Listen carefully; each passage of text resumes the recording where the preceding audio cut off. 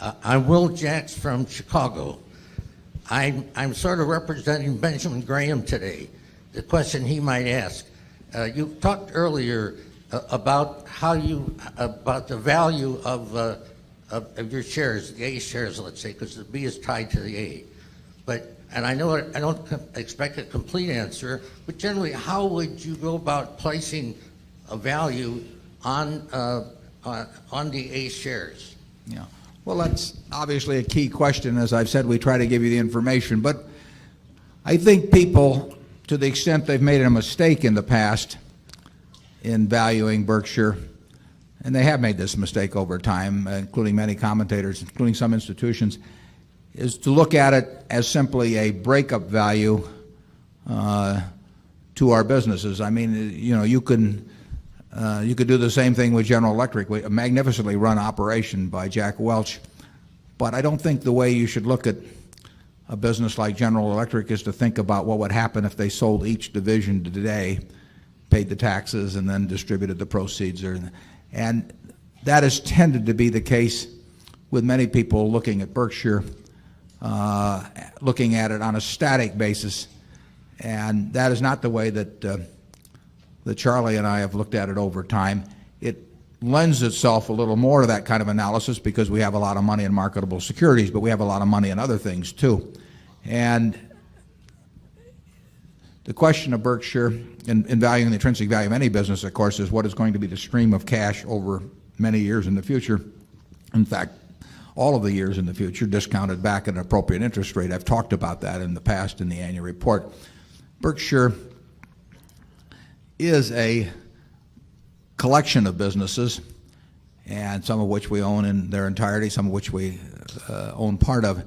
And some of those businesses have very interesting dynamics to them, and the value of our insurance business, for example, if you go back 28 years or so 29, I guess, since we bought it from Jack Ringwalt, we paid $8.7 million, I believe, 8.7 million for two companies that Jack controlled. If you had the foresight at that time and I didn't, but if you had the foresight at that time to see what that would develop out of that insurance business, you would have come to the conclusion that their value to us was going to be far, far greater than the value at which they were then carried on our balance sheet. They were part of a business which had enormous potential. And that's been probably the most significant asset that's been developed at Berkshire. But right now we have over $7 billion afloat that's been developed from our insurance business. We couldn't foresee that 25 or 30 years ago, but it would have been a big mistake to think in terms of the book value of that business being representative of its actual value to us over time if it was run right. And that situation probably prevails today. So Berkshire is a group of, on balance, very fine businesses to which we hope to add.